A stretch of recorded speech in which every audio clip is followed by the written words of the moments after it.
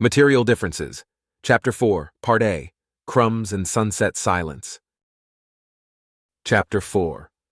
Of all the things that he had learned being a revenant, the one that had never occurred to him ahead of time was dealing with boredom. He'd expected the action, the fear, the death, and even dealing with some of the worst possible conditions due to the vast number of worlds and how hostile their environments could be. But boredom? Monotony? The recruiters like to talk up all the highlights. The good ones will even be clear about the danger and discomfort. But not one told him about learning to deal with unrepentant boredom. Terrorist cell discovered in the Shattered Circle? Better gear up, and then go ahead and wait in the transport to get there. First you have to strap in for the void slip. Then you have to be ready for anything in system. Then a few hours of terrifying excitement in combat. Then back in the transport. Wait, debrief. Gear check. Then wait for the next threat. Then back in the transport. Travel time really was a dead zone of boredom where you weren't allowed to relax in case something went wrong with the void slip, or if you got intercepted in system. By comparison, even the longest and most monotonous of road trips paled in comparison with the boredom he used to face, which made it amusing to him while Raven besides him was starting to suffer from post-distraction boredom disorder. Normally she had a plethora of ways to spend her time in the compound, but when they were out in the hatchback they had to play things much more low-key. That meant no tablets since all he had were cutting-edge Absolute Dynamics pre-war models which were far too high-profile. Plus, she was right about the radio even much closer to Gullhaven, the whole band seemed to be static. So without her usual shows, movies, games, or music to distract her, they had relied on their usual road trip games to get her through it. Though by this point with the sun hanging low in the sky, they'd run out of most of what they did. I Spy 20 Questions had gotten a bit stale. Plus he'd just won hauler van bingo, so she had now resorted to drumming and tapping on the car around her while making noises with her mouth to the approximation of a little song. Overall, she was good about road trips, which he appreciated, but it still amused him to see her slowly go nuts without something to focus on. "My cows!" Jaeger called out then. 20. He quickly tallied as her song stopped so she could groan in annoyance. "Oh, come on.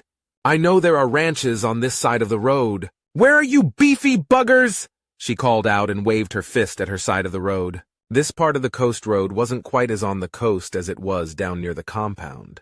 The dry, sandy dunes had given out about an hour ago, leading to low plains with a few scattered ranches and towns. Most of the traffic through here were coming from Circuit Mountain further to the north. Hauler vans taking goods from there, or Gullhaven before hitting the crossroads at Splitstream, which they'd driven through 2 hours ago. From Splitstream, they'd either continue south past the compound and brave the treacherous scavs around Old City, or they'd take the much longer yet safer route east through Golden Vale. While there were still plenty of ranches and farms out in the Vale, things had changed a lot since the war. Refrigerated haulers were now far more rare and expensive and often used for more valuable goods than food. This meant that far more local growers had cropped up out of necessity. For the lucky or wealthy, that meant a resurgence of locally grown food. For most people, it meant it was harder to get any variety, or meat which now commanded a premium price. Something he was used to back in the stacks as a kid but had been entirely new to the people of Solavis, or most FVS planets for that matter. Though that seemed to be changing.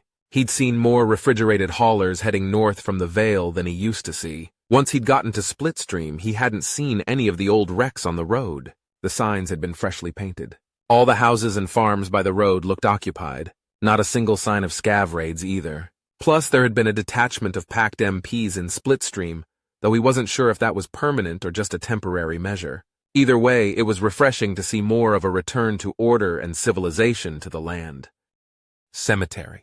"Clear all your cows," Jaeger said with a point then as they came up to the small town of Netwitz. "This is ridiculous!" Raven gasped out with a frustrated toss of her hands in the air as she saw it. "Can we take a break from driving?" she asked then as Jaeger chuckled softly.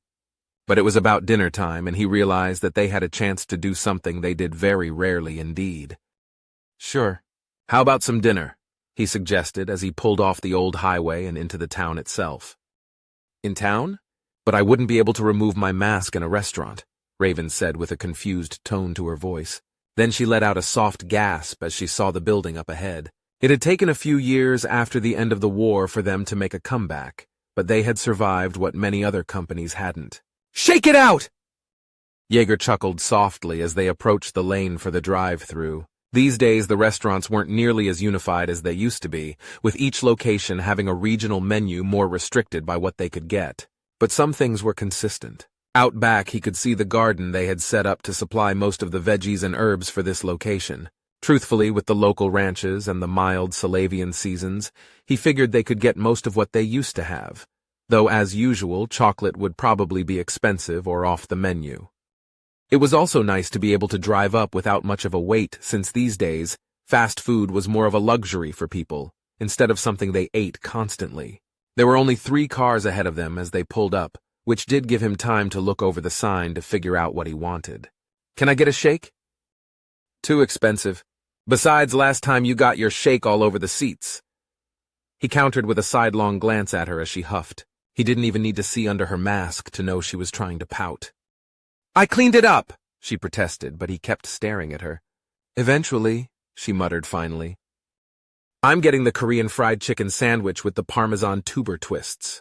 What do you want? He asked, and looked back at her as she stopped pouting under her mask to focus on what to get. I think I'd like the grilled beefy melt with... Can I get the onion rings? She asked, and he nodded. Am I getting a soda? He quickly looked back up at the board to see what the deal on getting a meal over individual items was for a moment, and nodded. A small. He'd stick to water himself, but he'd let her splurge a bit since he was denying her the shake. And a spezi. She completed with a nod, just in time, too, as the car ahead of them rolled forward, and Jaeger slowly crept the hatchback into place. Chan, I have your order, tst. Jaeger wanted to laugh at how old and crackly the voice sounded, how far they'd fallen. Yeah, the Korean fried chicken sandwich, with Parmesan tuber twists, and a number 5 with onion rings and a spezi. He leaned forward and spoke nice and loud to make sure he was clear. We're all out of regular speezy, but we do have lemon spezi. Is that okay, tst? The voice asked through the box, and he looked over at Raven, who shrugged and nodded. Yeah, that's fine, Jaeger replied. A Korean fried chicken, Parmesan tuber twists, grilled beefy melt, onion rings, and a small lemon spezi. Is that correct, tst? Came the voice, which Jaeger thought might be a guy. Couldn't really tell even now. Yeah, that's correct, he confirmed. That'll be $10 at the next window, please. Zzzt. It cut out then, and he waited for the car ahead of them to move so they could creep forward in line. Not like they'd be fancy, but still. Then again, he couldn't really replicate junk food. It was all about their tallow fryers. That's where the flavor was. How come you always get chicken? Don't you like beef? She asked as they crept forward once more. Really, it was the only time he didn't like having a manual. Little movements like this where he just had to roll forward a meter or so. I do. It's just, I don't trust beef from a lot of places. Really just prefer the stuff I prepare myself. Or someone we know. He shrugged it off, mostly because he didn't want to go any further. Back in the stacks where meat was scarce, he remembered Rando Burger. Them and their mystery burgers. Why anyone ever went back after they found a tooth. The craving for protein was strong in some. Chicken always seemed safer to him. Once it was their turn, they rolled up to the window and he smiled at the kid in the window. Looked to be late teens. Then Jaeger pulled a bill from his vest before reaching over to hand it to him. That'll be 10. Oh. The kid paused as he leaned down a little to look into the car and caught a sight of Raven. Ah, hell. Was there going to be trouble? Are they scorched? He asked with a concerned tone. Please, we're just in the car. We'll be out of here as soon as we can. He started. No, it's not that. The kid insisted quickly with a wave of his hand, and Jaeger relaxed a little. That was a relief. Do you like... The kid looked around his booth for a moment. Do you like strawberries? He asked then, and Jaeger looked over at Raven with some confusion. Yes, Raven replied with a little shrug. Okay, 10 credits. The kid reached out and Jaeger handed him the bill, though he was a bit more confused now. The kid took it and then closed the window. After he did that, Jaeger looked back at Raven, who shrugged once more and adjusted the hood of her outfit and the mask a moment. Something look wrong? She asked, but he glanced over her mask and made sure no one could see past it. Her gloves were in place and the suit was up to code. It shouldn't be an issue. Okay.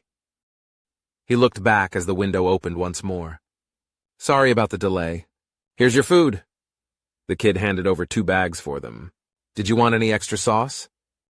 Polynesian, Southwest, and ketchup, if you don't mind, Yeager asked as the kid smiled and added a handful of each sauce into the bags, which was generous, Yeager thought, as he took the bags and handed them to Raven, followed by the small soda cup, which he set into the cup holder between them.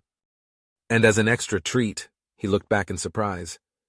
A strawberry shake!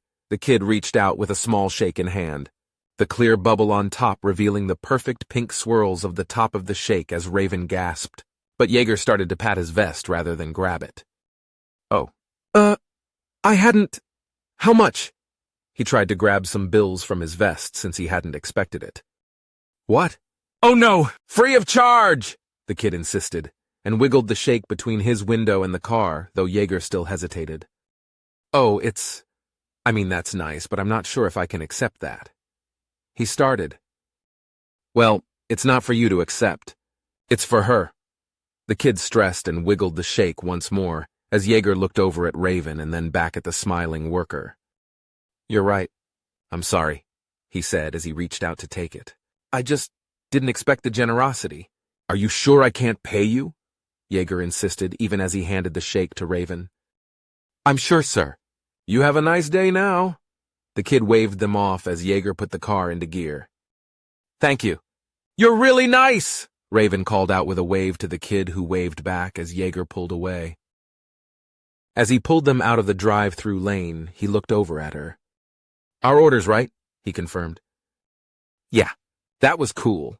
That's never happened to me, Raven said with a bit of wonder as she looked down at her shake. Yeah, maybe we'll have to work out a new disguise for you, Yeager suggested. What? Why? She asked, sounding confused and a bit hurt. I mean, we can't have people giving us things just because they think you're a scorched. I mean, it's been fine when they just wanted to stay away from the scorched, but to give us stuff? It's not fair to prey upon their kindness like that, Yeager replied. What? Why not? He was being nice. Isn't that good? He just wanted to do something nice for a person who's suffering. Why not let him? Yeager was about to tell her how wrong it was to prey upon people like that, to trick them into being nice when he realized why she sounded so hurt. The vast majority of people hated her, wanted her dead since she was synthetic. Well, not her, the idea of her. He didn't know who would or could hate Raven personally, not if they bothered to get to know her. And for the first time, some stranger was being nice to her. So him wanting to take that from her probably felt a lot more personal than he meant it. I just don't want to take advantage of people. So, no coercing people on purpose. Just if they want to be nice. Then they're nice, okay? You know I never would, but yes, I understand. Raven nodded, and he smiled, knowing she was right. She wasn't that kind of person. He just didn't want to trick people, but that was also his life. Convince people the compound was empty, that his kids weren't synthetic, that he wasn't a revenant. He drove them down the street a little before pulling into the parking lot of an old park that was empty as it approached dusk. When they parked, he looked around and was confident no one was near as Raven pulled her mask free, setting it down on the floor between her feet as she handed him his bag. Opening it up, he pulled out the wrapped sandwich. He let out an appreciative sigh as he could smell the spicy kimchi right away. As he unwrapped it, he looked the sandwich over and smiled, just like he remembered. Kimchi, sauce, and fried chicken sandwiched in a fresh, soft French bread roll. He did open up a Polynesian packet to smear a bit more sauce on the bread before taking a bite. Then he groaned a little as he tasted the dark meat chicken and spices all blending together, the crisp crunch of the chicken contrasting the soft bread. This is all fantastic. He looked over at Raven, who had taken a bite of her melt, a sip from her drink, and an onion ring already. Her food spread across her lap, balanced precariously. He just chuckled and shook his head slowly before taking a few more bites of his sandwich. Can't eat it one at a time? He asked, and she shook her head while taking another bite of her own food. He had to admit the melt looked pretty good. The chain actually grilled their cheese for grilled cheese, making sure it was crispy and caramelized before putting it on their beef patties, which they grilled in mustard. Then they topped it with caramelized onions and sandwiched it all between 2 thick pieces of Texas toast. Why can't we eat this stuff like this all the time? She asked between stuffing mouthfuls of food in her face and washing it down with lemon speezy. 'Cause it's bad for you. Gotta eat it in moderation so it doesn't clog your arteries and make you fat, he replied with a shrug as he took another bite from his sandwich. He loved the crispy, spicy dark meat of the sandwich. He was always a fan of the more Asian-style dark meat fried chicken. But then again, he used to eat rats, so what did he know? But Dad, I don't have arteries, Raven mentioned, and he froze up. That's right. Neither of his kids had arteries, or fat. He needed a moment to process that as she spoke again. You never thought about that, did you? He blinked and looked over at her then. No, it's really because I hate you, and I'll be damned if I let you eat good food like this while I'm stuck eating healthy. As he said that deadpan, she giggled. Oh? Really? 'Cause you hate me? And not because you never thought about it? She suggested, and he nodded. Yeah, it's 'cause I hate you, he mockingly replied as she giggled once more and then sighed as he shook his head. How come he'd never thought about that? So this means I can eat like this all the time, right? Raven asked as she crunched on an onion ring for emphasis. Way too expensive, he finally answered with a chuckle and a shake of his head. How about ice cream for breakfast? She tried. Healthy or not, ice cream and all that sugar still makes you super jittery. No deal. With that, she giggled and they returned to eating their food. He kept watching to make sure she didn't spill the Southwest sauce over her seats, but she managed to keep it clean this time. Once she finally got to the shake, she took a small sip and let out a very slow sigh of appreciation at the taste. Want some? She asked as she aimed it at him. No. He shook his head as he wiped his hands off on a napkin and tucked away all the extra sauce they had. It would be nice to have back home. You sure? She asked, and wiggled it at him once more. He just smiled and reached over to lightly rub the top of her head. Yes, I appreciate it, but you enjoy it. He gave it to you. Besides, I don't like to drink too much before I get working. He explained, and she nodded as she slurped at it. Since they were both done now, he pulled out and drove back around to get them out of town and back onto the old highway. They were getting closer to dusk as some of the hauler vans turned on their lights. Some just as a few strings, but others were all lit up like the solstice. Thankfully, they didn't have far to go. About 20 minutes past the town, he peeled off the main road to take the old route towards the Rainbow Rock Park. He enjoyed the sight of the orange-red glow of the setting sun lighting up the cliffs in the distance, really highlighting the various colors of the rocks that gave the park its name. The low grassy plains dropped off quickly as well to a more desert-like rocky terrain. Off the main road, the traffic also dropped off completely. No more hauler vans. No more anyone. Just them on the old road. The signs were worn and faded. He could see several more skeletal remains of the frames of cars. It was all very abrupt.